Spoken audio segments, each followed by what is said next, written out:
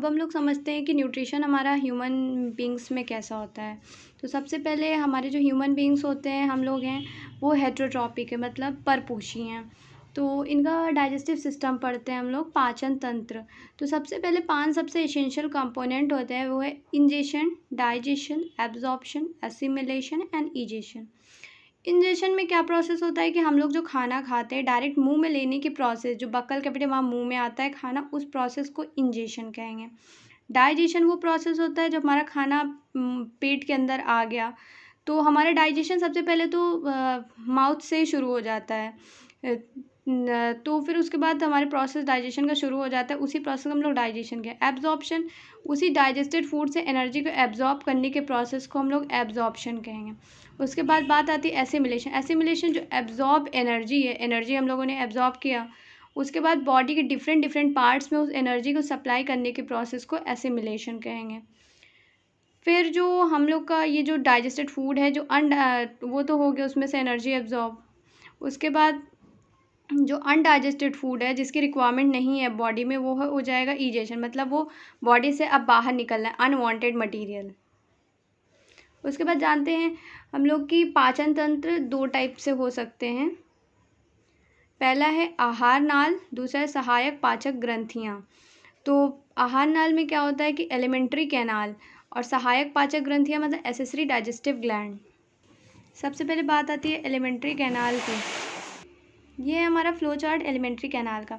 सबसे पहले खाना हम लोग मुंह में लेते हैं, उसके बाद ये फेरिंग्स में जाती है, जिसे कहते हैं ग्रसनी, फिर इसोफेगस में जाती है, फिर स्टमक में जाती है, फिर हमारी स्मॉल इंटेस्टाइन, लार्ज इंटेस्टाइन और एनस के थ्रू बाहर चली जाती है बॉडी से। अब देखिए, ये हो गया फ्लो चार्ट, जिससे आपको मेमोराइज़ करने में बहुत ईजी होगा। उसके बाद बात आती है हमारी टीथ की, दांत की। तो दांत कितने टाइप के होते हैं हमारे, जो होते हैं दांत, वो 4 टाइप के होते हैं। पहला incisor, canine, premolar and molar. देखिए, इसका जो डेंटल फॉर्मूला होता है वो है 4 2 4 6, मतलब आई से इंसिजर हमने डिनोट किया, सी से कैनाइन, प्रीमोलर, मोलर। देखिए, इंसिजर टोटल कितने होते हैं, 4, कैनाइन 2, प्रीमोलर 4, मोलर 6। ये है अपर जॉ, एक जॉ का है ये हमारा दूसरे जॉ का। तो ये टोटल एक जॉ में इतने होते हैं, दूसरे जॉ में फिर इतने होते हैं। इसका हम लोग एक डायग्राम से इसे समझते हैं।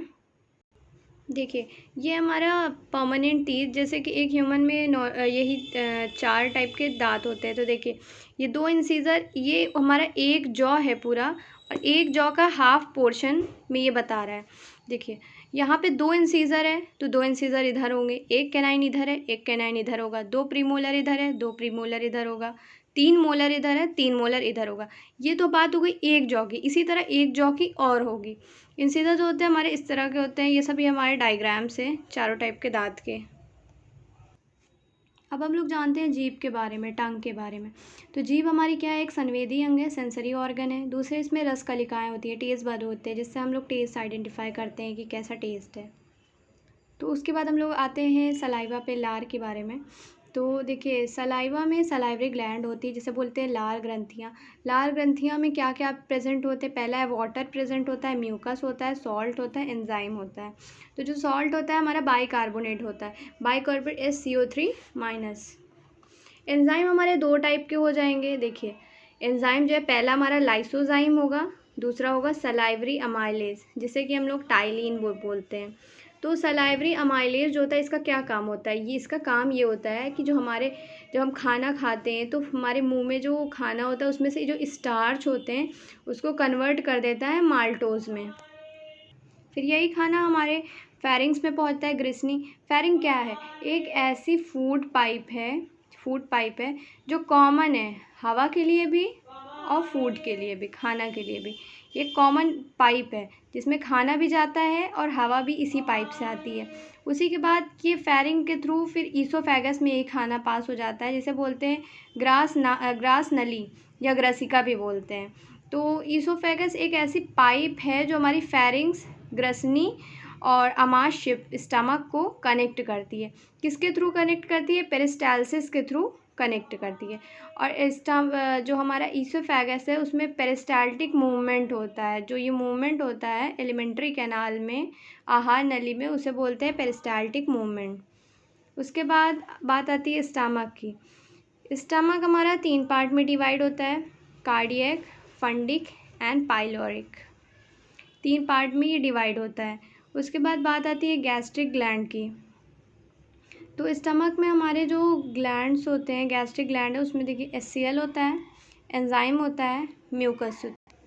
सबसे पहले HCl हमारा करता क्या है? तो HCl जो है जो इनएक्टिव हमारे होते हैं एंजाइम, जैसे कि पेप्सिनोजेन को हमारा कन्वर्ट करता है पेप्सिन में। और HCl का जो pH होता है वो होता है 1.5। और ये इसका काम क्या होता है कि ये एक प्रोटीन डाइजेस्टिंग एंजाइम है। और दूसरा जो रेनिन है वो मिल्क प्रोटीन सिर्फ और सिर्फ मिल्क का प्रोटीन को डाइजेस्ट करता है।